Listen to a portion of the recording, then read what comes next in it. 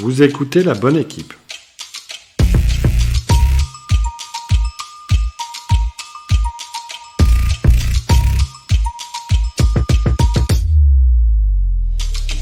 On a déjà dû vous poser la question « Qu'est-ce que tu veux faire quand tu seras grand ?» Et en général, la réponse c'est « J'en sais rien ». Parce qu'on a besoin de bouchers, de business développeurs, de data scientists, d'infirmières, de maires, de militaires ou encore de pompiers, le podcast La Bonne Équipe, c'est le podcast des métiers. En partant d'un principe assez simple, la bonne équipe, c'est d'abord celle qui se complète en étant persuadé, bien sûr, que tout le monde a un rôle à jouer dans la société. Au travers des interviews que je vais dresser de mes invités, l'idée sera de comprendre en quoi consiste leur métier, quelles en sont les sources de plaisir ou les contraintes, l'idée étant bien sûr de vous inspirer un maximum. Je m'appelle Jérémy Muselet, je suis intervenant en école de commerce et plein d'autres choses encore, et je vous souhaite une bonne écoute.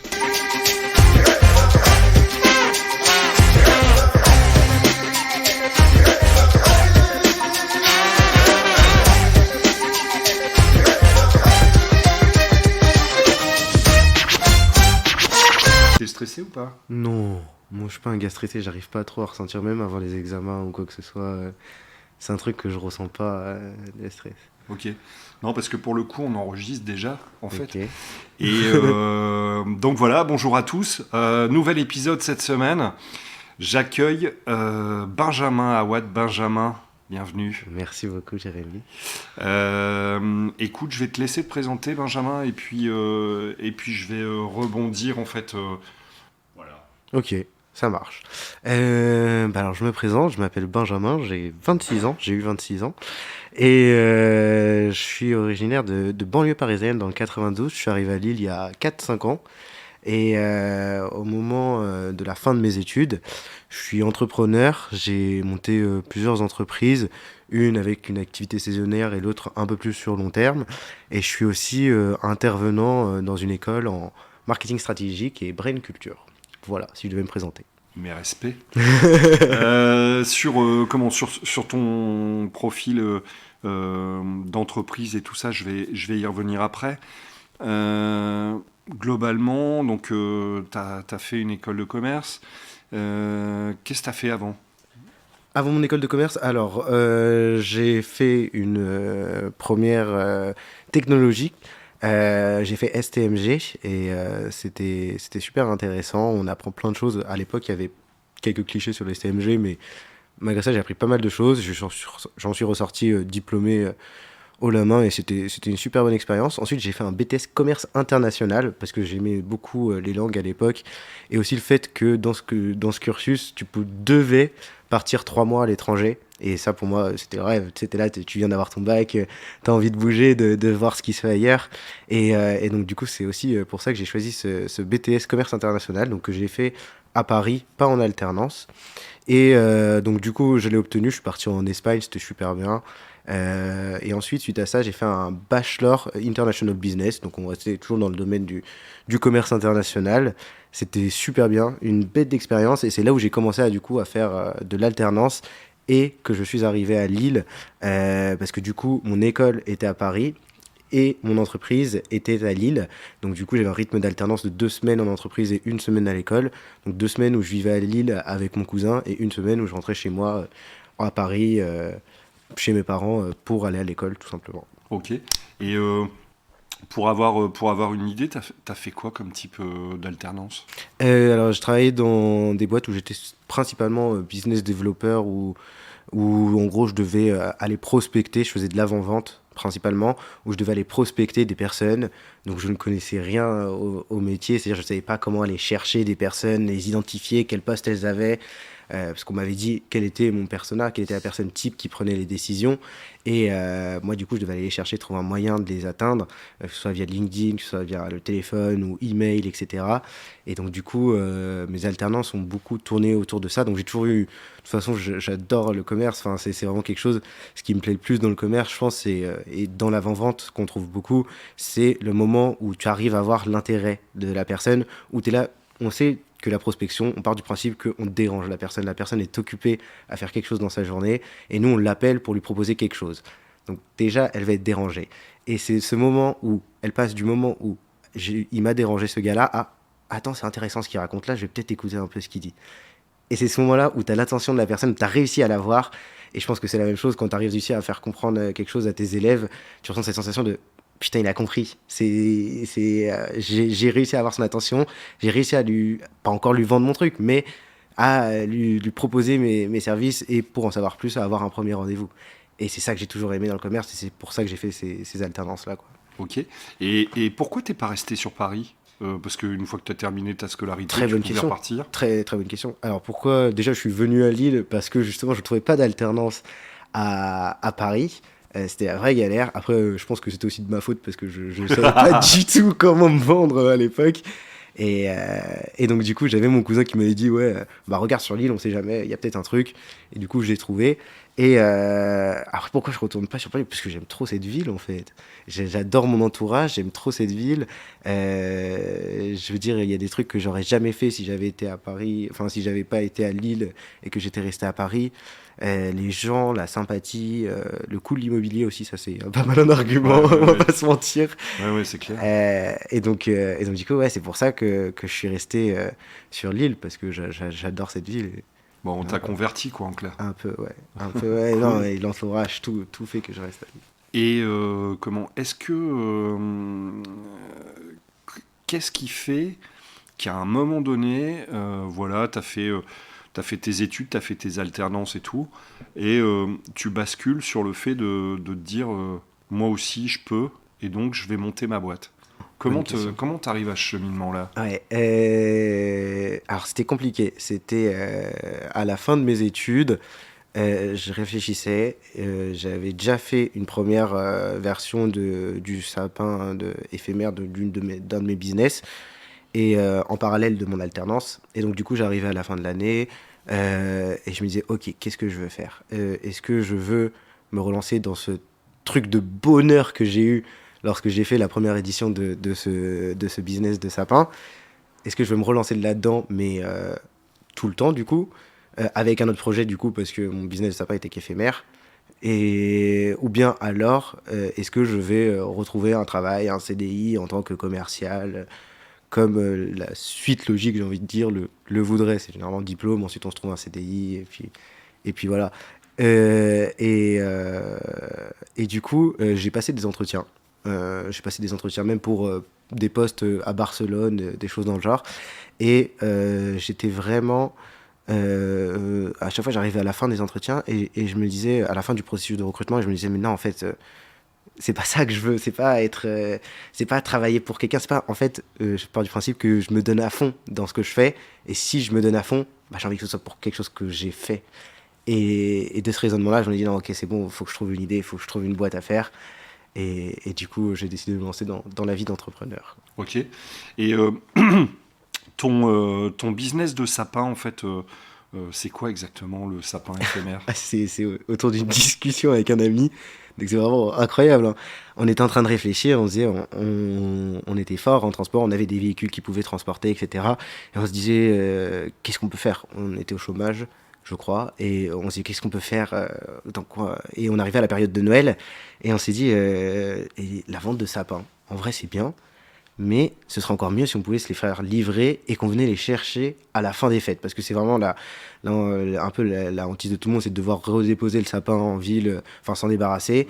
Et nous, ce qu'on proposait du coup, c'est des sapins, différentes tailles, à différents prix, livraison et récupération incluse. Et c'était bête, c'était autour d'une discussion, on est tous les deux en train de fumer une cigarette, et on est là, on a réalisé, on fait ok, bah on va voir ce que ça donne, et on a lancé un compte Instagram, et puis voilà, c'est parti quoi.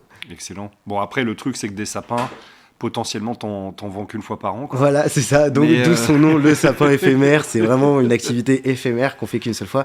Mais à chaque fois, ça marche bien et c'est une aventure de fou. Tu pars avec ton pote, vous allez chercher des sapins, vous tournez dans tout l'île, vous rencontrez des gens, que ce soit pro, perso, vous leur apportez la joie. Les gens, c'est incroyable, mais les gens qui nous disaient, ah, c'est génial ce que vous faites, vraiment, merci beaucoup et tout. C'était une sensation, vraiment, tu étais content de rendre service aux gens. C'est incroyable. ouais, mais j'imagine. Et, euh, et du coup, parce que tu vois, c'est marrant, souvent les gens, quand ils en. Enfin, l'image qu'on peut avoir d'un entrepreneur, c'est de se dire, ok, le gars, il a monté son truc pour faire de l'argent, Et en fait, quand on t'écoute, le truc je dirais, qui fait résonance, c'est être utile, faire plaisir, en fait. Enfin, Ah peut-être que ouais, tu n'as pas clairement. prêté attention sur... Clairement. Mais C'est pour le bien-être des gens, en fait. C'est pour leur rendre service. Si on fait si on fait de la thune, tant mieux, j'ai envie de dire. oui, bah oui, évidemment. Mais il faut. Mais c'est un détail. Et même dans mon business actuel, Watt, les vélos Watt, c'est vraiment le bien-être de la planète et des gens. Justement, c'est une solution qu'on essaie d'apporter aux gens, quoi. Et c'est pour ça qu'on fait tout pour développer cette entreprise. Alors, pour être vraiment pratico-pratique, euh, pourquoi le nom Watt? Pourquoi le nom Watt? Alors, déjà, mon nom de famille, c'est Awat. Donc Ouais, non, mais justement, toujours eu je ce me dis, petit jeu de mots. tu vois, Watt, je réfléchissais Awat. avant l'interview, je me dis, est-ce que il a monté une boîte pour faire un jeu de mots sur son nom ou est-ce que c'est ton nom qui a inspiré le nom de la boîte? Réfléchi. Il y avait cette petite dédicace déjà à mon nom de famille.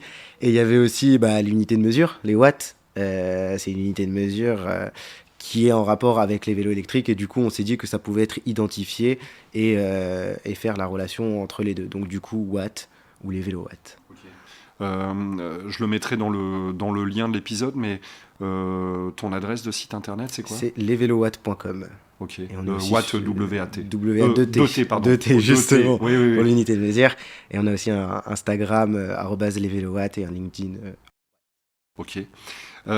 Concrètement, parce que c'est peut-être pas comment, alors je ferai quelques photos, mais est-ce que tu peux expliquer ta solution Ouais, bien sûr. par rapport, parce que les gens vont se dire, bon, ok, c'est un type qui vend des vélos électriques, et ben pas du tout en fait.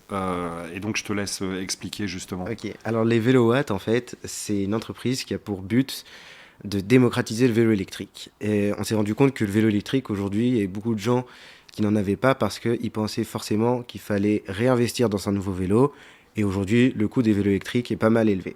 Et donc, du coup, nous, on a réfléchi à une solution qui permettrait de venir adapter sur tout type de vélo un moteur et une batterie pour pouvoir convertir son propre vélo en vélo électrique. Et donc, du coup, Watt, c'est ça qu'on propose. Avec aussi bien d'autres projets de recherche et développement, mais c'est une prestation de service où les personnes amènent leur vélo et on l'en convertit en vélo électrique pour un coût réduit, bien sûr. Ok. J'ai eu la chance de voir un modèle là il y a quelques minutes. Il y a aussi cette notion d'écran LCD. Moi, j'avoue, je connais absolument rien au vélo électrique, mais j'étais étonné qu'un vélo ait un écran. Qu'est-ce qu'on trouve sur l'écran LCD de ce Alors, en vélo? gros, cet écran, il va permettre déjà d'allumer et d'éteindre le moteur ainsi que les phares et aussi de régler le niveau d'aide, d'assistance du moteur quand on pédale. C'est-à-dire qu'on a 5 niveaux. On va avoir le niveau 1 où le moteur ne va pas beaucoup nous aider et à l'inverse, le niveau 5 où le moteur va venir nous assister pour qu'on ait moins à pédaler du coup. Et si t'es un gros flemmard comme moi, est-ce qu'il y a moyen de pas pédaler? Et il y a moyen C'est de vrai? pas pédaler. En effet, ouais. Il faut toujours Tu- qu'il y ait. tu- Il y en a toujours des comme ça. Mais on peut installer une espèce de poignée de gaz qui permet d'avancer sans avoir à pédaler. Ok. Et alors, tu vas me dire que c'est peut-être, tu vas me dire ça dépend, mais globalement, autonomie de combien de kilomètres ou combien de temps? Je sais pas comment on mesure l'autonomie d'ailleurs. Alors tu as raison, ça dépend. Je m'en doutais. Tu vas me dire Euh, oui, si tu habites en montagne, c'est forcément, enfin, C'est ça. En fait, en c'est fonction pas. du relief, mais Voilà, c'est ça. C'est en fonction de l'effort que tu demandes au moteur. Si on peut un peu plus généraliser la chose, c'est en fonction de l'effort que tu demandes au moteur. C'est-à-dire qu'une personne comme qui n'a pas de flemmard, qui a pas envie de pédaler, qui va du coup tout le temps consommer son moteur à pleine puissance pour qu'il puisse avancer, va tenir entre 60 et 80 km. Non, pardon, entre 40 et 50 km, là où une batterie qui va tenir, qui va être assisté au pédalage va tenir plus longtemps vu que la personne fournit un effort aussi de sa part et donc du coup va plus tenir entre 80 et 100 km. ce qui est important aussi, je trouve, en tout cas pour ceux qui n'y connaissent absolument rien comme moi, j'ai découvert par exemple que cette batterie, on pouvait la démonter, à savoir qu'on peut l'emmener. Imaginez, vous habitez un appart, pas besoin de monter le vélo jusqu'au 10e étage, quoi. En gros, il suffit simplement d'embarquer la batterie, de la Exactement, en recharger. fait. On a une petite clé qui vient verrouiller le système et donc du coup tu tournes la clé, tu l'enlèves et ensuite tu peux la monter chez toi. Ok. On va dire le premier prix il démarre à combien? Alors, on est sur une fourchette de prix entre 600 et 800 euros, ce qui reste quand même une somme. Mais quand tu compares avec les vélos électriques qui sont proposés sur le marché aujourd'hui, tu te rends compte que la somme est faible, sachant qu'en plus, tu n'as pas à racheter de vélo, que tu gardes ton propre vélo. Je sais pas, un vélo électrique, ça vaut combien? Bah, aujourd'hui, un vélo électrique, les premiers prix vont être à 900, 1000. Et c'est pour vraiment du bas de gamme. Tu sais, c'est les petits vélos tout petits qui ont une batterie vraiment limitée. Là où nous, on installe des composants qui sont équivalents à des vélos qui sont à 1200, 1300, mais pour une somme beaucoup plus réduite. En fait, et c'est aussi le cœur de Watt, de pourquoi j'ai monté cette entreprise. C'est parce que je me suis rendu compte que ils se blindaient trop sur les prix, en fait. Et je comprenais pas pourquoi, parce que même moi, j'avais envie de m'acheter un vélo électrique, et je comprenais pas pourquoi c'était aussi cher. Et quand on s'intéresse au comment c'est fait, on réalise qu'il n'y a pas matière à ce que ce soit aussi cher. Et c'est une des valeurs de Watt, c'est de démocratiser le vélo électrique. Et quand je dis démocratiser, c'est par là faire entendre que il y a en fait un potentiel incroyable dans le vélo électrique face aux véhicules thermiques. Quand tu vois tous les scooters qui font du Deliveroo aujourd'hui, qui font la livraison de repas, ils pourraient tous être en vélo électrique. Et ça commence à se voir avec des entreprises comme Flink ou autres. Et c'est ça que je trouve incroyable, c'est que d'ici aussi quelques années, les véhicules 50 cm3, donc les scooters, vont être interdits, les véhicules thermiques. Qu'est-ce qu'on va faire aussi de toute cette flotte de scooters aussi à un moment donné, et comment les gens qui étaient en scooter vont pouvoir exercer leur métier, quoi. Ouais, c'est clair. Et donc, je sais pas comment tu utilises, quel mot tu utilises d'ailleurs, tu sais, tu customises, c'est ça? c'est très rare. Et on a marketé un mot, on Ouais. dit upwatter. On Upwatter. upwatter, un mélange de update, de upgrade, et donc Ok. du coup, on upwatt un vélo. Ok. Et il faut combien de temps pour upwatter un vélo? Ah, ça va dépendre du vélo que tu nous ramènes. Si tu nous ramènes un vélo de grange qui n'a pas roulé depuis Ouais. la décennie, ça nous va prendre un peu plus de temps. Mais généralement, il faut 2 jours. Nous, on dit aux personnes 2 jours parce que on aime bien tester le vélo avant de lui rendre, bien le réviser, le nettoyer aussi pour qu'il ait l'impression en fait d'avoir un vélo neuf. C'est ça notre objectif, c'est que vraiment la personne garde son objet, mais qu'elle ait l'impression d'avoir une V2 en fait de son objet, comme s'il était neuf, comme s'il sortait du garage, tout simplement. Et ok, ah oui, donc c'est relativement court, assemblé évidemment en France. Ta batterie, elle vient d'où par contre? Alors, il y a une batterie notre batterie vient d'Allemagne et des United Kingdom, pardon. Des... Comment on dit déjà? Angleterre? Angl- Grande-Bretagne. Voilà, mais on commence Ouais, un non, peu à avoir des j'ai problèmes. encore un invité qui est un Américain, les gars. Excusez-moi. Mais on commence à avoir des petits problèmes justement avec l'Angleterre, notamment au niveau des livraisons dû au Brexit. Donc du coup, on commence à rechercher un autre fournisseur qui serait situé sur l'Allemagne pour que ce soit plus facile pour nous en termes de livraison, de délai de livraison. D'accord. Et comment je reviens sur cette histoire parce que Ou français. Parce qu'il faut savoir, oui, pardon, je te coupe, ouais. mais qu'on essaye de monter une offre 100% française avec des composants que français. Et ça, c'est un réel objectif. Mais il y a de plus en plus d'entreprises en France qui commencent à développer des technologies de batterie et de moteur. Et donc, du coup, on travaille fortement sur une offre 100% française. T'es aussi, alors je sais pas si c'est le bon terme, hébergé ou porté par Euratech. Ouais. Alors pour ceux oui qui nous écoutent, j'en profite parce que évidemment tout le monde n'est pas lillois. Euratechnologie, on va dire c'est comment on pourrait l'expliquer, un incubateur en fait de start-up ou de sociétés qui sont C'est ça, ouais. plus orientées sur la tech. C'est ça. Pourquoi c'était important pour toi d'être lié, porté, je sais pas Ouais. comment quel mot tu utilises par Euratech? Alors, je suis incubé à Ouais. Euratechnologie, donc on est des incubés, nous. Euratechnologie, c'est, ouais, là, il y a une partie incubation et une partie location de bureaux et un écosystème aussi d'entrepreneurs. Et donc, du coup, pourquoi c'est important pour moi? Parce que déjà, l'alternance, les expériences professionnelles que j'ai eues, elles ont eu lieu à Euratechnologie. Et c'est un lieu que j'affectionne particulièrement parce que c'est là où j'ai un peu appris, en quelque sorte, où je suis rentré, je savais pas décrocher le téléphone pour prospecter quelqu'un. Et donc, du coup, c'était intéressant, sachant qu'en plus, il y a un moment donné dans ma vie où j'ai travaillé avant d'avoir, en parallèle des vélo-watts, j'avais un poste à l'accueil, donc j'étais hôte d'accueil à Eura Technologies, ce qui m'a permis de rencontrer énormément de gens. Et ça a été un réel avantage pour toute la suite. Et c'est ça qui est super intéressant, c'est que j'ai pu rencontrer les gens parce que tout le monde vient voir l'hôte d'accueil pour venir chercher des colis ou son courrier. Et donc du coup on échange, je parle un peu de mon projet et de ce que j'ai envie de faire, eux me donnent des conseils, etc.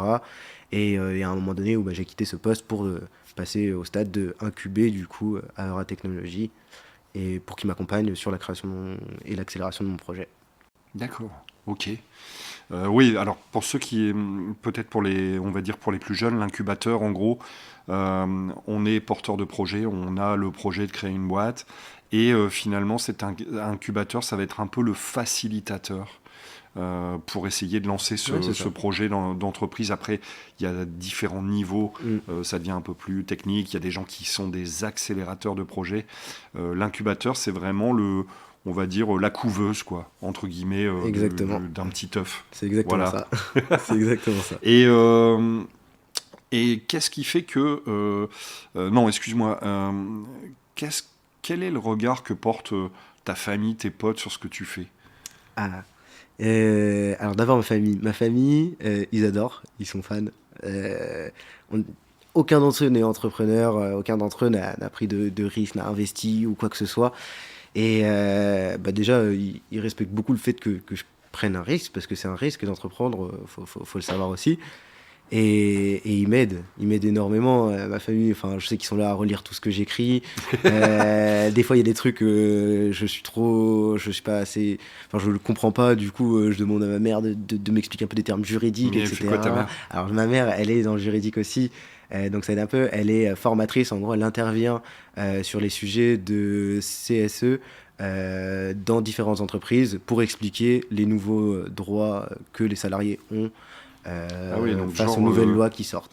Ouais, déjà de base, elle peut t'aider dans la partie Donc juridique. déjà, elle peut m'aider dans la partie juridique. Et si t'écris comme une merde, tu te fais exploser, quoi. Clairement, parce que j'ai mon père aussi qui lui écrit des articles de droit, et donc du coup qui a une Mon très belle Dieu. plume, et ce qui fait que moi, entre l'orthographe et mes phrases qui font 3 km... T'as juste un peu la pression. Ouh, juste un peu. Juste un peu.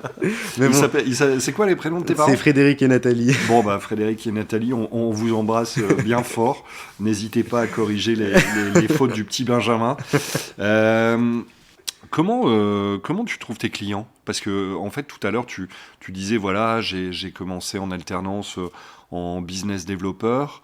Est-ce qu'aujourd'hui, c'est quoi ton rythme, en fait? Parce que il y a tantôt, on va dire, le côté production des choses, c'est-à-dire je dois faire des vélos, comment on dit, upwatter des vélos. Il y a forcément de l'administratif qui doit être relou quand on a une boîte. Il y a quoi? Qu'est-ce qu'il pourrait y avoir d'autre? Oui, il faut trouver des clients à un moment donné. Tu te situes comment dans ton organisation? Alors, mon organisation, c'est compliqué de s'organiser. Je suis atteint du syndrome qui s'appelle le flow. Je sais pas si tu en as entendu parler. J'ai rencontré une personne il y a pas longtemps qui m'a expliqué un peu ce concept-là. C'est un professeur qui a écrit une thèse sur cet état. C'est un état dans lequel on est quand on travaille et quand on va être obsédé par son travail au point d'en oublier de manger. Si, la théorie du flux. Ouais, excuse-moi, oui. C'est le fait. Notamment, j'ai lu un truc sur.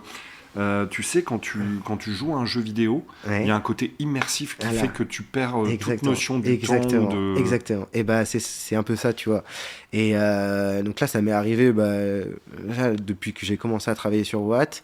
Et maintenant, j'essaie de me concentrer un peu plus pour avoir moins de temps de flow, dans le sens où j'essaie de manger 2 repas par jour, de bien dormir, etc. Là où avant, je pouvais travailler jusqu'à genre des minuit, 1h du mat, et je me réveillais, et après je continuais de taffer, et c'était un peu trop n'importe quoi. Donc je pense que c'est important de bien organiser ses journées. Il y a l'opérationnel, donc faire le vélo, il y a aller chercher les clients, il y a la communication, et donc du coup c'est vraiment énormément d'organisation pour un gars qui est pas rigoureux comme moi, Ouais. c'est vraiment compliqué. Mais j'y travaille et c'est plein de choses. C'est comme avoir par exemple un Google Calendar où tu te mets des créneaux horaires de sujets sur lesquels tu vas travailler. Ok, de dire ok, de 10h à midi, bah, je fais ça. Ensuite, je prends une pause pour manger. Ensuite, je retourne travailler. Donc, c'est plein de choses comme ça. C'est le fait aussi d'aller sur les bureaux d'Euratech. Ça te met dans un état aussi où tu te dis ok, bon, bah là, je suis au bureau, je dois Oui, travailler, tout ça. T'es pas- pas distrait par tout ce qu'il y a autour de toi. Et donc du coup voilà, donc c'est un peu m'organiser pour toutes mes journées. Après, il y a aussi comment je trouve mes clients. Ouais. Alors aujourd'hui, je fais pas de prospection, c'est-à-dire que je fais pas de mailing, j'appelle pas de personnes, que ce soit dans le B2B ou dans le B2C. Je publie du contenu sur les réseaux sociaux, que ce soit LinkedIn ou Instagram. Et ensuite, je vois bien ce qui se passe pour la suite. Et ça se passe à travers du coup des salons où bah, j'ai eu la chance de candidater, enfin c'est pas que j'ai eu la chance, j'ai candidaté à des salons en fait, des foires en quelque sorte. J'ai eu la chance de participer au Made in Hauts-de-France ou bien au Maker Faire organisé par Leroy Merlin à la gare Saint-Sauveur. Et donc du coup d'échanger, de discuter avec les gens en face à face, de voir comment ils réagissent à ce concept d'électrifier son vélo, parce que tout le monde n'est pas forcément heureux de savoir qu'on peut électrifier son vélo. Il y a des puristes du vélo qui se disent Oui, les évidemment. vélos c'est que le muscle et c'est tout, et je les entends. Mais donc du coup ouais, ce sera principalement à travers les réseaux sociaux. C'est en quelque sorte que de l'entrant, même si à chaque fois je déclenche, enfin c'est moi qui vais poster sur Instagram, mais je vais pas aller chercher les clients pour l'instant parce qu'on est vraiment en train de tout finaliser le projet pour qu'à un moment donné ça sorte et que quand tout sortira, toutes les offres, etc., on soit prêt à tout recevoir, quoi. T'es 100% bootstrappé aujourd'hui ou enfin sous-entendu t'es complètement autofinancé ou t'as un actionnariat avec Non, on est toi? 100% autofinancé. Ok. Après, on a la volonté, il y a un moment donné, il va falloir qu'on trouve d'autres fonds, que ce soit à travers le crowdfunding, à travers un prêt ou quoi, pour bah, construire un stock de pièces, des locaux, un peu plus d'outils, etc. etc. Mais pour l'instant, on arrive à s'en sortir en autofinancement. D'accord, ok. T'as je sais pas, quand tu lances Watt, tu te dis c'est pour le fun. T'as une ambition particulière, tu veux devenir je sais pas moi, l'Elon Musk, de l'électrification du vélo. Putain, c'est super compliqué à dire. Le- Upwatt, qui Upwatt. Alors, ouais, non, en fait, c'est surtout, mais ouais, pour démocratiser le vélo électrique, parce que c'est un vélo, c'est génial en fait. Moi, je l'utilise tout le temps et c'est vraiment génial comme moyen de transport. Et quand on voit le monde aujourd'hui, que ce soit les sujets d'environnement, etc., c'est une cause qui est sensible et aujourd'hui, on doit faire quelque chose. L'humain se doit de faire quelque chose. Si moi, à mon échelle, je peux faire quelque chose, bah, c'est à travers Watt, c'est justement en essayant de convaincre des gens que le vélo électrique, c'est une alternative au véhicule thermique. Et bah, c'est ma façon de rendre faveur à l'environnement, je pense. Et donc, c'est ça qui porte Watt aujourd'hui, c'est convaincre un maximum de personnes que le vélo électrique, c'est une alternative au véhicule thermique, quoi. Ok. Et oui, oui, non, mais enfin, pour le coup, évidemment, ça me paraît clair. Et puis il y a un potentiel, je pense, énorme parce que des vélos. Enfin, je dis pas que tout le monde a un vélo, mais il y a quand même beaucoup de gens qui ont des vélos qui dorment potentiellement dans des garages Exactement. en se disant merde, j'ai pas envie de mettre 1000 balles dans un vélo électrique, Pour donc pas je me vais prendre le fatiguer. bus ou ma bagnole. Parce que c'est ça les problématiques, en fait, c'est que, un, tout le monde a déjà un vélo, et deux, les gens n'ont pas envie d'arriver en sueur au travail ou quoi que ce soit. Et donc, du coup, Watt vient répondre à ces deux problématiques dans le sens où quand on a un vélo électrique, bah, on n'a pas à se soucier de la sueur. Et notre vélo est déjà réutilisé vu que c'est lui qu'on va transformer en vélo électrique, quoi. Ok. Et tu disais tout à l'heure que tu fais des interventions en école de commerce, je pense. De communication, pardon. De communication, Ouais. autant pour moi. Quel regard les jeunes portent sur ce que tu fais? Est-ce qu'ils y sont sensibles? Est-ce que... je sais Bah, pas. je pense que ça les intéresse parce qu'on a plusieurs fois travaillé dessus. Et à chaque fois, je voyais qu'ils étaient investis. Donc ça me faisait plaisir. Et aussi parce que le projet Watt semble lancer des fleurs ou quoi que ce soit. C'est un projet qui parle aux gens. C'est quelque chose de concret. De se dire, on passe d'un véhicule, enfin d'un vélo à un vélo électrique. Quand tu montes ça aux élèves, parce que j'ai eu la chance de pouvoir leur montrer des vélos aussi, où je leur ai laissé essayer. c'est génial, c'est fou, c'est trop bien. Moi, je veux avoir ça, je veux rentrer de soirée avec ça. Enfin, genre, ça parle aux gens. Et donc, du coup, on en revient sur cette chose de les élèves doivent être intéressés et vont mettre après tout leur intérêt dans le devoir que tu leur demandes de faire. Mais il faut d'abord les avoir séduits avec un truc intéressant. Ouais. Et Watt, c'est apparemment quelque chose d'intéressant. Et donc, du coup, ça marche plutôt bien. Et comment je sais que quand on est porteur de, enfin, quand on a créé sa boîte, on peut parfois chercher tu sais, des prix, des récompenses. Ouais, Est-ce que tu es des dans ce lauréats trip-là? comme au Oui, défi. des lauréats de. Ouais, ouais, ouais. Il faut que je m'y intéresse parce que je pense que ça peut apporter quelque chose, déjà financièrement, mais aussi au niveau du réseau. Ouais. Je pense que ça peut être intéressant qu'on rencontre des acteurs qui pourront nous donner des conseils, etc. Donc, toute nouvelle expérience est bonne à prendre. Je pense qu'il faut aller voir partout et rencontrer un maximum de profils pour comprendre comment on doit vendre et à qui on doit vendre. Et je pense que ouais, ça peut être intéressant de s'intéresser à ce genre de lauréat. Et comment alors ça me fait marrer, tu vois, que tu sois intervenant dans une école de com. Parce que je me dis, bon, pour ceux qui situent pas le personnage, Benjamin faisait plutôt partie des 2-3 dernières rangées à l'époque. Et du C'est coup, vrai, toi, c'est vrai. c'est quand même un truc de fou. Je sais pas si vous représentez la distance que ça peut faire dans une salle de cours, mais vous avez un type, il est au fond de la classe, et d'un coup, il décide de passer de l'autre côté de la table. Et aujourd'hui, c'est toi qui fais les interventions. Comment alors déjà, je sais pas, tu fais ça depuis longtemps ou pas? Je fais ça, j'ai commencé l'année dernière, mais en Ouais. tant que coach. Enfin, j'ai commencé mon expérience en tant que coach, donc je venais sur une semaine présenter quelque chose, ils avaient un devoir à faire. Et ensuite, je suis devenu intervenant. Bah, comment ça arrive? Mais déjà, t'imagines l'état de mes parents. Vraiment, eux qui ont galéré toute leur vie à me faire faire mes devoirs, etc. Leur dire qu'aujourd'hui, je corrige des copies, ça les rend fous, ça les rend fous. Mais je sais pas, c'est en fait, j'adore, ça paraît un peu prétentieux de dire ça, mais j'adore apprendre. C'est tant pour moi et tant apprendre aux autres aussi. En fait, quand j'étais plus jeune, déjà, je faisais partie d'une association qui enseignait la musique aux plus jeunes. Enfin, d'abord, on leur faisait découvrir des instruments. Ensuite, on leur apprenait un peu cet instrument. Ensuite, on les faisait tous rencontrer les uns et les autres pour qu'ils forment un groupe. Et ensuite, on organisait des événements pour qu'ils montent sur scène. Et du coup, moi, je fais de la batterie. Et donc, du coup, j'étais dans le pôle batterie. Et j'apprenais à des enfants qui avaient quoi, 5-6 ans, tu vois. Ils découvraient l'instrument. Et je les voyais grandir. Et donc, du coup, je voyais leur progression. Et ceux qui choisissaient la batterie, je voyais leur progression. Et c'était incroyable de leur transmettre quelque chose, une rythmique qui est basique. Et que tu vois que sur le long de l'année, le petit arrive à apprendre à s'en sortir. Et c'est pas facile, la batterie, hein, d'accord? Faut pas corde Ouais, ouais. ses membres, c'est très compliqué. Et j'ai adoré ce sentiment de dire putain, j'ai appris quelque chose, je lui ai appris quelque chose et il est tout content et il est super heureux et maintenant il va savoir faire cette rythmique et voilà. Et donc du coup, comment je suis devenu intervenant et pourquoi? Bah parce que en fait, ouais, je faisais partie de ceux qui étaient au fond de la classe parce que justement, j'arrivais pas à être intéressé par les intervenants. Et du coup, je me dis c'est dommage parce que l'école, c'est la génération future, c'est les personnes de demain. Et si nous, on n'arrive pas à être intéressés maintenant, après, on va pas avoir assez de savoir pour s'en sortir dans la vie réelle. Mais on s'en fout. On a Google, ChatGPT, tout ça, Eh tu ouais, vois. ouais, ouais, c'est en train d'arriver, c'est en train d'arriver, mais il faut nous apprendre à apprendre. Parce que tout le monde n'a pas juste cette curiosité d'aller voir sur Internet ou quoi que ce soit. Et c'est vrai qu'aujourd'hui, on a Google, on a ChatGPT et que ça fait un travail incroyable. Mais je pense que on n'apprendra jamais mieux qu'avec un humain. Vraiment. Euh, il... ChatGPT, on peut lui poser des questions, mais à un moment donné, il va bugger le truc.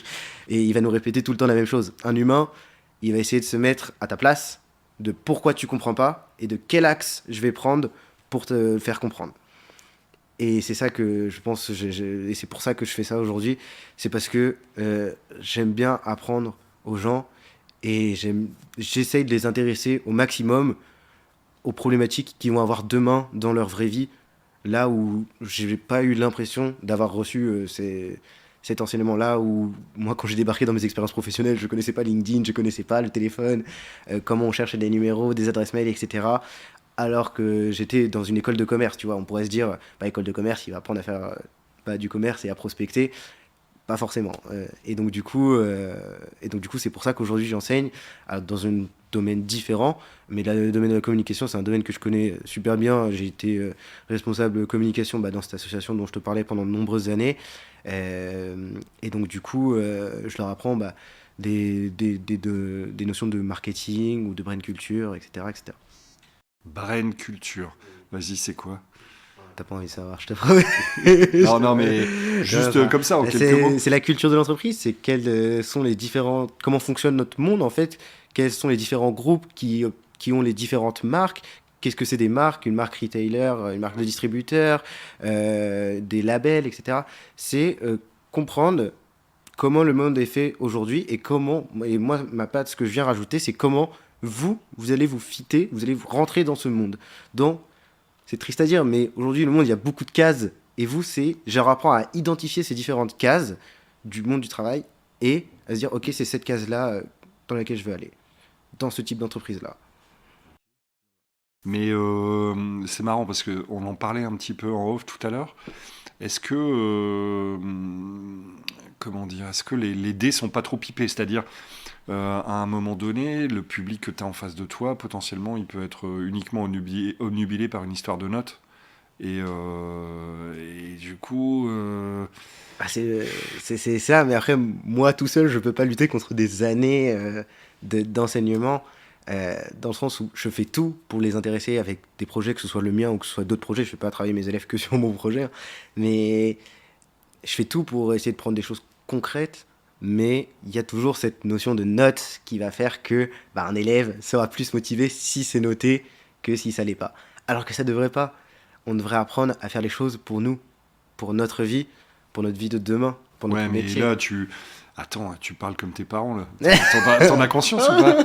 Non, mais c'est Ouais, vrai. je fais l'ancien. Après, je fais Et beaucoup en fait, l'ancien. tu vois, il y a un truc C'est que mon je trouve... personnage. Non, mais il y a un truc que je trouve dingue, c'est que je croise quand même beaucoup d'anciens élèves, et je me dis, parfois, ils sont encore plus durs que moi. Durs dans le sens, ouais, mais on doit apprendre pour la beauté du geste et tout. Enfin, pour la beauté du geste ou pour la culture générale, etc. Je suis pas en train de te dire que je suis pas d'accord, hein. Mais je me dis, putain, ça fait quand même discours de daron, quoi. Non, c'est pas dans le sens du discours de daron, c'est plus dans le sens où moi, ça me saoule qu'on m'ait pas appris à prospecter alors que j'ai fait une école de commerce, tu vois. Ouais. Je veux dire, commerce, ok, c'est un domaine assez large, mais on va forcément, quel que soit notre parcours, à un moment donné, faire face à de la prospection. Et c'est que en entreprise que j'ai appris à faire ça. Bah, déjà, même si tu cherches du taf, on peut considérer que tu as une démarche commerciale et que le produit, c'est toi. Déjà ça, Enfin, déjà de ça, se base. vendre soi, déjà. Mais ouais.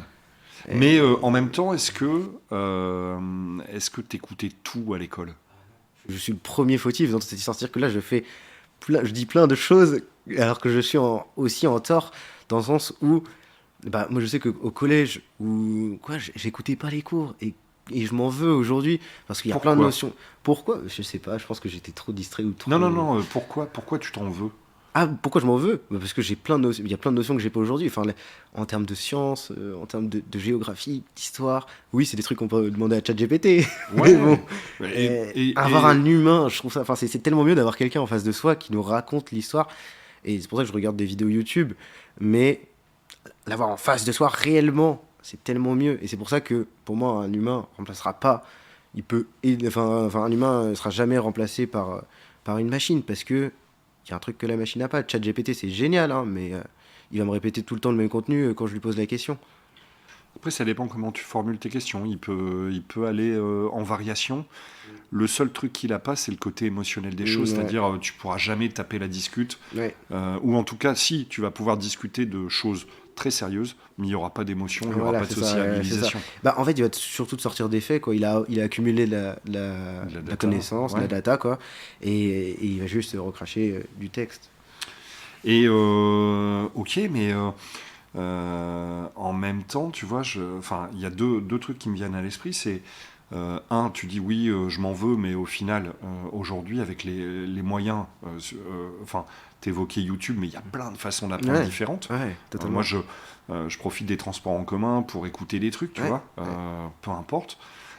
Et donc je me dis finalement, l'apprentissage, tu peux le développer autrement. Ouais, j'ai eu des années qui sont passées pour rien, du coup. Ouais. C'est ça qu'on se dit, dans ces cas-là, enfin, on va à l'école pour apprendre. Je vais pas à l'école pour temporiser et ensuite me dire, c'est pas grave, j'apprendrai plus tard avec Internet, tu vois. Ouais, mais en même temps, regarde, moi qui suis vieux, cette avant-dernière année d'études ou dernière année d'études, je sais plus exactement, c'était le début d'Internet. Ouais. T'imagines bien que c'était, je sais plus, en 96, un truc dans le genre. T'imagines, depuis le temps, tout a évolué. Internet de l'époque des dinosaures, c'est pas celui d'aujourd'hui. Ouais. Et donc, à un moment donné, si tu fais pas l'effort d'apprendre, t'es à la ramasse. Et je te rejoins totalement là-dessus, où je suis tout le temps en quête d'apprentissage. Je veux tout le temps apprendre de nouvelles choses. Le jour où je suis allé à une conférence sur l'immobilier et sur les problématiques sur la construction en termes de pollution de nouveaux immeubles. Ça n'a rien à voir avec mon domaine, vraiment rien à voir, à part peut-être le côté écologie, mais sinon, c'était super intéressant, j'ai appris plein de nouvelles choses, et c'était tellement satisfaisant, et du coup, c'était incroyable, quoi. Après, ça dépend quand même de la personne que tu as en face de toi. Je m'explique. Je pense que, moi j'ai des souvenirs d'enfants où à un moment donné, je me dis, cette matière, je la trouve canon. Oui, on préférait un prof par rapport à... en fait, mais ça alors, joue énormément. Alors du coup, c'est très triste de se dire qu'une matière et que notre goût pour la matière va dépendre d'une personne. Ouais, mais c'est pas... Et si ça se trouve, j'aurais pu être mathématicien alors que je déteste les maths. Non, mais potentiellement, je pense que c'est possible. Et c'est fou de se dire que le sort de l'avenir, parce que l'école c'est l'avenir, les gens qui vont à l'école c'est les générations futures, dépend d'un humain. Oui, mais c'est humain. Enfin, je m'explique. C'est humain quand quand t'es jeune. Quand je dis t'es jeune, même, je sais pas, t'as 15-16 ans, t'as besoin de te développer encore. Le seul contact que t'as avec une matière, c'est quand même l'interface, ça s'appelle un prof. Si le prof est pas terrible ou qu'il donne pas envie, fatalement, Mais je pense qu'on n'a pas, à 15 ans, ça dépend des gens après, mais de la maturité. C'est normal. Faut voir ça. Mais ça pose aussi du coup la question du type que tu as en face de toi, c'est-à-dire comment le gars qui est en face de toi, il va s'y prendre pour Après, il faut appeler un chat. Tu peux avoir parfois des teubés et tu pourras rien faire, ou des mecs qui ont vraiment pas envie, et tu peux être le meilleur prof du monde, tu vas pas réussir à avoir leur attention. Mais c'est sûr. Et je pense que c'est pour ça que le métier de prof est pas facile. C'est pour ça que moi je reste au stade d'intervenant dans les écoles supérieures, parce que les écoles supérieures, tu sais un peu plus ce que tu veux faire, tu sais un peu plus pourquoi tu veux le faire.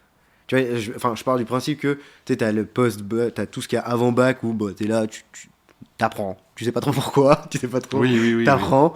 Oui. Et après en post-bac, tu vas devoir choisir un peu l'école, commerce, communication, art, je sais pas. Et donc de là, tu vas commencer à te spécialiser un peu. Mais même là, dans mes études supérieures, j'ai appris les 2-3 premières années.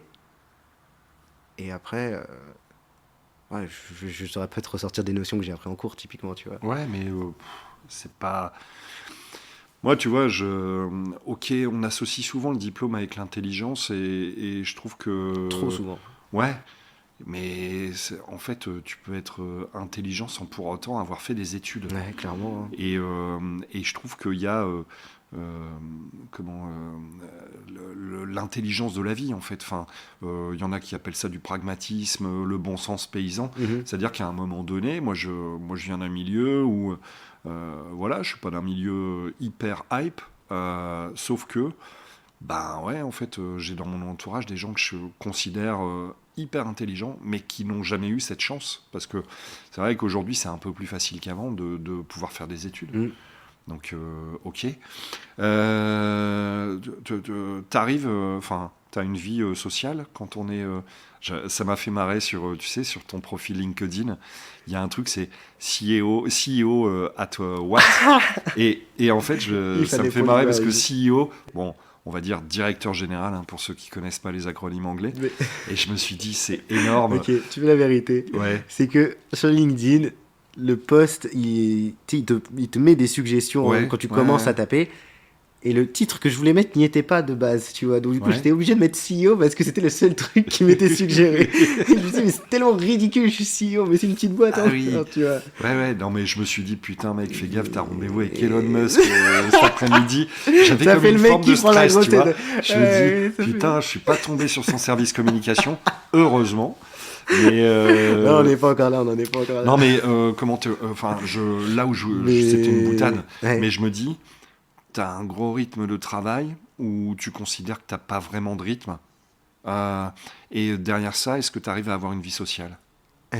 Alors, ouais, j'ai un rythme. Mon corps se réveille automatiquement vers 9h pour que 9h30, je commence à taffer. Et après, le soir, c'est un peu plus compliqué. Ça dépend justement de ce que je vais faire le soir, mais je peux continuer à travailler tard ou quoi. Et ouais, j'arrive encore à avoir une vie sociable. Sociale, pardon. Je continue de voir mes potes, de sortir, que ce soit le week-end ou en semaine. J'ai la chance d'habiter à côté de mes potes. On est aussi dans une colocation, donc on peut dire qu'il y a de la vie, il y a des gens qui viennent, etc. Et donc du coup, ça va, j'arrive à gérer un peu le côté travail, du côté vie sociale, etc. Parce que même voir des gens, en fait, ça va avoir de l'influence sur mon travail, dans le sens où bah, quand je vais voir des gens, je vais en parler avec eux aussi. Même si je parle pas que de taf avec mes potes, mais et peut-être que eux vont m'apporter des idées, etc., etc. Donc c'est vachement important d'avoir une vie sociale quand justement tu entreprends, parce que tu peux aussi très rapidement tomber dans le down en quelque sorte, dans un mal ou quoi. Et ce qui fait que si tu vois pas bah, les gens, tu vas pas t'en sortir tu vas pas t'en sortir quoi. Tu vas pas pouvoir en parler, et donc du coup tu vas rester dans ton nuage noir. Et c'est pour ça que quand tu entreprends, c'est vraiment important d'être bien entouré, parce que faut toujours que tu sois au top en fait. Et donc du coup, être au top c'est compliqué, donc avoir des potes qui t'aident à être au top, ça aide. Ouais, à l'aise. Et ok.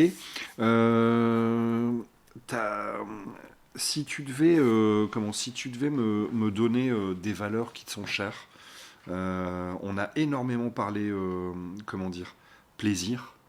En tout cas, c'est le mot que j'ai entendu Ouais, le plus souvent. Mais ouais. si tu devais aller, je sais pas, dire pour moi, le plus important dans la vie, c'est tac, tac, tac.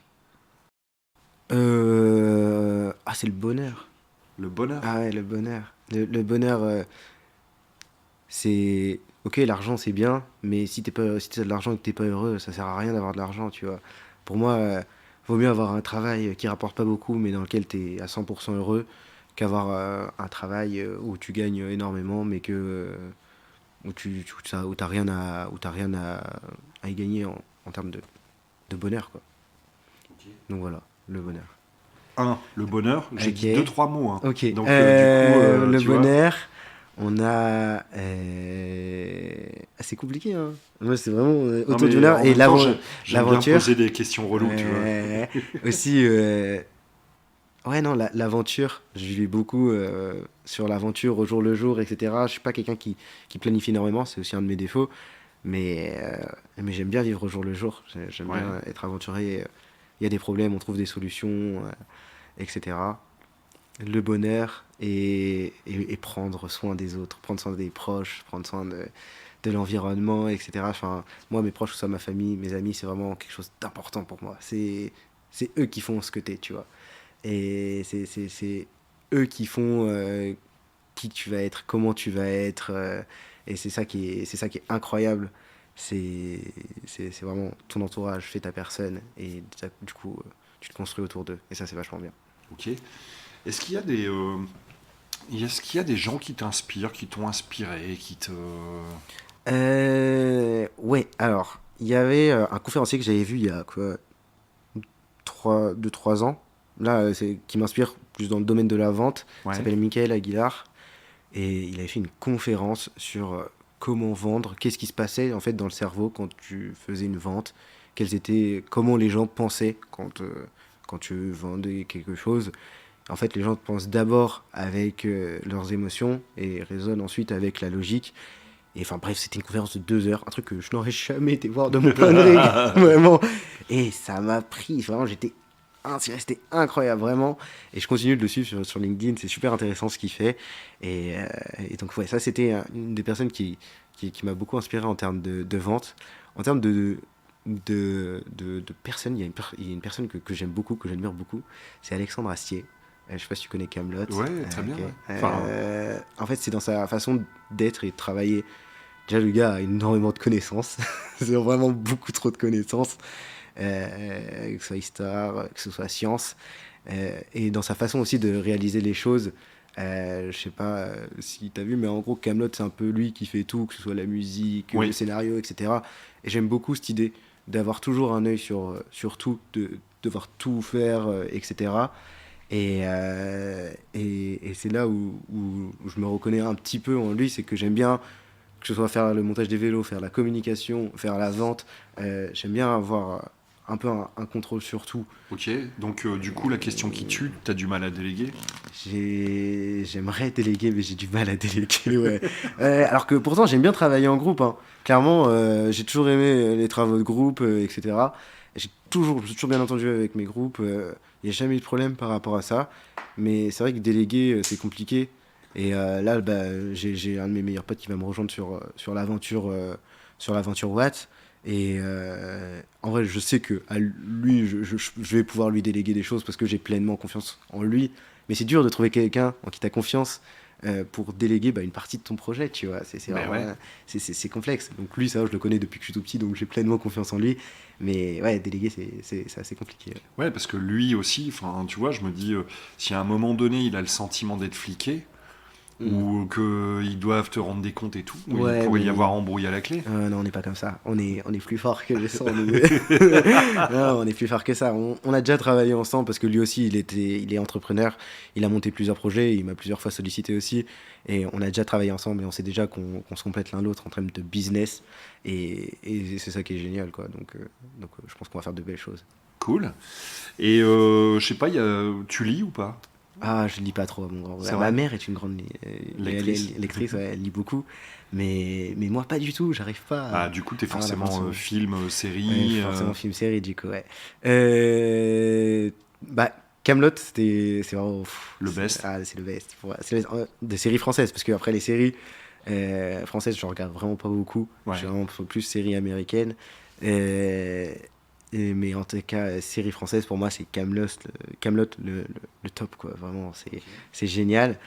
En termes de un film que j'ai bien aimé il y a pas longtemps. Je l'ai vu il y a pas longtemps en plus. C'est Free Guy. C'est l'histoire d'une personne en fait qui vit. C'est un peu l'histoire comme le Truman Show, mais dans un jeu vidéo. C'est un peu un nouveau Truman Show dans le sens où bah c'est mis au goût du jour. C'est un peu l'histoire de Watt quoi. Et donc du coup le but c'était de montrer que, bah, en gros, il a des lunettes et dès qu'il met les lunettes, il est dans un jeu vidéo, sauf qu'il est dans son propre monde, lui. C'est un bot dans un jeu vidéo, c'est juste un joueur, quoi. Et ce joueur, ce simple bot, prend vie en quelque sorte en mettant les lunettes et en jouant à son propre jeu vidéo. Et donc, du coup, j'ai trouvé ça intéressant. Ça m'a un peu questionné. Donc voilà. Et j'écoute beaucoup de musique aussi. Tu vois, j'ai un lecteur vinyle. J'écoute beaucoup de tout type plus ou moins. Après, je vais pas te mentir, j'aime bien le rap Ouais. aussi. Et c'est qui ton rappeur préféré? J'ai pas de rappeur, c'est pas possible. Tu peux pas demander ça à quelqu'un qui aime le rap. C'est impossible de dire quel est mon rappeur préféré. Non, mais je sais pas, Mais t'es un du plus. Alors, moment. genre, je sais pas, t'es genre Booba, Caris, je sais pas moi. Oui, mais on entend qu'à ta voix, c'est des clichés, alors que Booba, c'est pas Non! juste la bagarre à Non, mais l'aéroport, moi je suis etc. au rap de Daron, c'est-à-dire, pour moi, c'est NTM. Enfin, tu vois, Ouais! c'est le Non, côté old school. Booba a fait des belles choses. Booba s'est mis au goût du jour. Justement, Booba, c'est incroyable le fait qu'il tienne encore, musicalement parlant. Je veux dire, le gars est là depuis trop longtemps dans le monde de la musique. Donc oui, il a fait des choses, chacun a son avis dessus. Mais musicalement parlant, le gars, ça reste un artiste et ça reste un des piliers du rap, quoi, c'est tout. Mais bref, mon artiste du moment, j'ai plus envie de te dire que mon artiste préféré tout court, que je ne sais pas, c'est Aznavour, d'un rappeur qui s'appelle Louvresval, qui est mort il y a pas longtemps. Et c'est une très belle chanson, tant musicalement parlant que au niveau des paroles. Et vraiment, c'est une chanson qui tourne beaucoup dans ma tête en ce moment. Ok, Donc voilà. super. Est-ce que, est-ce que, je sais pas, il y a euh, des questions ou des sujets que tu aurais aimé aborder avec moi? Ou des choses que j'aurais dû évoquer? Le sujet des influenceurs, c'est un sujet qui m'intéressait un peu. Moi, j'aurais bien aimé en parler avec toi aussi. Euh, Moi, les influenceurs, je trouve ça assez génial, dans le sens où aujourd'hui, il y a une guerre qui est présente. Les influenceurs qui font la promotion de produits frauduleux, pas efficaces. Mais donc, oui, il y a forcément, dans toute bonne chose, il y a forcément une mauvaise chose. Et chez les influenceurs, c'est vraiment. T'as un nouveau moyen d'atteindre les gens, une nouvelle façon, c'est un nouveau canal de distribution au final. Tu vois, c'est un peu comme le click and collect ou quoi. Voilà, t'as les influenceurs et tu vas avoir l'attention de tellement de gens à la fois. C'est incroyable. Cette façon qu'ils ont et cette manière qu'ils ont de pouvoir capter l'attention des gens, de développer une communauté, de l'entretenir cette communauté et de réussir à convertir parce que ça convertit hein, vraiment le retour sur investissement quand tu travailles avec un influenceur est incroyable. Enfin, ça va dépendre de plusieurs critères de l'influenceur aussi, mais je trouvais ça vraiment intéressant et c'est super incroyable, quoi. Moi, moi, tu vois, comment, alors je sais, hein, dans les générations de mon âge, en général, je dirais enfin, en tout cas, tu vois, quand je discute avec des profs, souvent ils ont un regard assez acerbe sur l'influenceur. Ouais. Mon point de vue sur le sujet est simple, c'est que pour moi, ça peut être un vrai métier si toutefois tu fais les choses de manière clean, Ouais, quoi. clairement. Si effectivement c'est pour faire du dropshipping ou j'en sais rien, de vendre de la vieille contrefaçon des produits Ouais, frelatés, c'est pas voilà. intéressant. Mais non, non, pour moi c'est un vrai métier, je pense. C'est marrant parce que j'ai eu la discussion ce matin avec une fille là-dessus justement. Elle, son parcours, alors c'était pas pour l'épisode d'un podcast en l'occurrence, mais elle, au départ, en fait, elle crée un blog Mhm, pour partager sa vie avec ses proches, mhm. qui commencent à partager autour d'eux. Et Ok.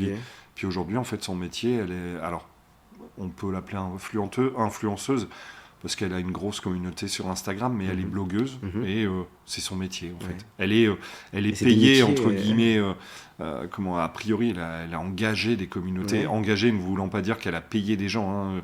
Elle a petit à petit, année après année, elle a rassemblé Ouais, des elle a gens autour construit une d'elle communauté, quoi.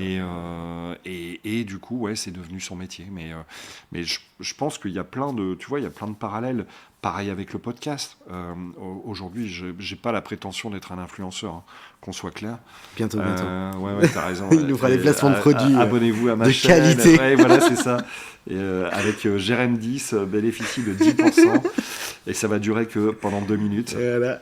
Mais non, non, mais n'empêche que effectivement, en fait, quand tu produis du contenu, tu te rends compte qu'il y a un aspect communautaire hein, qui se développe Mm, petit à petit. mm.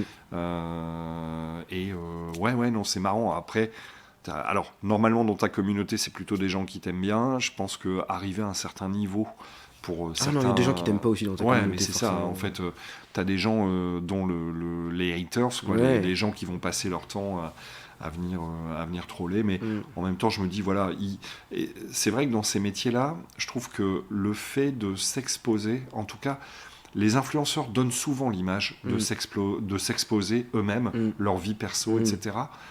Je me dis, merde, où est-ce que tu mets le curseur Ouais. par rapport à C'est en ta fonction d'eux aussi de privacy, entre guillemets. comment. Ouais, c'est en fonction d'eux de comment ils ont envie. Enfin, c'est-à-dire que t'en as qui vont montrer leurs enfants, etc., etc. Enfin, non, je pourrais pas. Même moi, avec le peu d'Instagram que j'ai, le peu d'abonnés sur Instagram que j'ai, je monte pas mes neveux et nièces sur Internet. Je trouve ça encore trop dangereux. Mais ouais. Et pareil, tu vois, Mais sur c'est le des. choix, c'est leur choix, c'est leur travail aussi. Donc voilà, Ouais, mais ils sont plus à alors, l'aise. avec quand même des limites, tu vois, pas des limites éthiques, mais ça pour le coup, je l'ai déjà vu dans des salles de classe et c'est pour ça que je me dis, faut vraiment faire attention. Tu vois, ça peut être une fille qui va poster ses fesses sur Instagram, tu vois, Ouais. ou une fille, et ça j'en ai vu deux depuis que je fais ce taf, euh, qui, partant de remarques de haters, de critiques, bah en fait elles étaient limite dépressives Ah parce mais que ouais, ça peut te quand on est dans plomber. ce mode-là, on vit quand même au rythme des likes, des commentaires, des Ouais, partages. clairement, clairement. Et quand toute sa vie est articulée autour de ça, Ouais. ça peut être chaud les marrons, quoi. Ouais, c'est clairement le cas, hein. Et après, c'est un peu la même chose en fait quand tu es entrepreneur, dans le sens où moi aujourd'hui je vis vraiment du projet, tu vois. C'est le projet qui me porte tous les jours à me lever le matin, etc. etc. Donc je ressens ce parallèle entre les deux choses où une communauté ça peut te détruire, ça peut te plomber le moral. Comme moi demain s'il y a une mauvaise nouvelle avec ma boîte, ça peut me plomber le moral aussi, et ça Mais je pense c'est que compliqué, tu vois, je me dis, tous les mecs qui créent une boîte, en fait, t'as des moments où t'as l'impression que tu vas soulever une montagne, et puis il y a des moments où tu te dis, clairement. je suis une grosse merde, pourquoi ça fonctionne pas mais regarde, Google, sauf erreur de ma part, je crois qu'ils ont travaillé 5 modèles différents avant d'arriver à ce qu'ils ont fait. Ouais. Et donc c'est bien que même en étant Google, ils ont réussi à produire de la merde avant de trouver leur modèle. C'est vrai que en vrai ici échouer c'est quelque chose de grave, alors que je pense notamment aux États-Unis où échouer c'est une bonne chose, tu te relèves et t'apprends. Ici faire des erreurs, se tromper c'est trop grave, alors que non, en vrai avoir une mauvaise note c'est pas grave, t'en auras une meilleure après, tu vois. Mais apprends de pourquoi t'as eu une mauvaise note, vois où t'as fait tes erreurs. Donc c'est pour ça qu'en vrai, échouer, ça devrait pas être quelque chose de grave. Ça devrait être quelque chose limite de bien. Faut échouer. Alors après, faire attention à pas trop échouer non plus. Mais faire des erreurs, c'est essentiel, je pense. En tout cas, ça te permet normalement, ça te permet d'apprendre. Ok. Écoute, on a fait un bon petit tour, je trouve. Tu voulais rajouter un truc? Si, j'avais une question. J'ai une question, attends. Okay. J'ai une question. Okay. Comment on peut t'aider pour Watt? Les gens qui nous écoutent, je dis pas, tu vois, parce que c'est vrai qu'on a quand même une partie des auditeurs qui sont à l'autre bout de la planète. Donc concrètement, venir déposer le vélo quand tu habites en Guyane et tout, c'est peut-être un peu compliqué. Bien que c'est faisable. Si y en a un qui veut essayer, on lance le défi. Mais mais concrètement, les gens qui t'écoutent, qui disent punaise, c'est vachement bien son truc. Comment ils peuvent t'aider, les gens qui nous écoutent? En nous donnant en parlant, en nous donnant de la visibilité, en allant sur Instagram, abonnez-vous Les Vélos Watt sur Instagram, en suivant nos actualités sur LinkedIn. On va sûrement bientôt ouvrir une campagne de crowdfunding, c'était déjà dans nos plans. Donc à ce moment-là, n'hésitez pas à vous manifester aussi. Le but vraiment de ce projet, c'est de faire comprendre, et je le redis, et je l'ai sûrement dit plein de fois dans cet épisode, mais que le vélo électrique, c'est un mode de transport équivalent au véhicule thermique, et que ça ne pourra pas faire de mal à la planète. Oui, clair. Donc voilà. Clair. Et oui, tu avais une question au moment où je t'ai coupé. Non, je l'ai oublié. Bon, ok, c'est pas grave. Écoute, Benjamin, merci de m'avoir reçu. Je vais essayer de documenter cet épisode, parce que je trouve que sur ce genre de produit, c'est important de visualiser déjà un peu à quoi ça ressemble. Et voilà, merci de m'avoir reçu. Et puis à tous, écoutez, on se retrouve la semaine prochaine. Je vous embrasse. Ciao. Bientôt. Si tu es arrivé jusque-là, c'est que tu as écouté cet épisode dans son intégralité, et dans ce cas-là, je t'en remercie vivement. Si tu veux nous aider à remonter dans les moteurs de recherche, pour ça, il y a 3 solutions. La première, abonne-toi directement au podcast La Bonne Équipe. La deuxième, mets-nous des commentaires trop sympas et des évaluations qui vont avec sur les plateformes comme Apple Podcast ou Spotify. Et enfin, n'hésite pas à abonner de force tes amis ou ta famille, ça leur fera du bien. Sur ce, je te souhaite une bonne semaine et à la semaine prochaine.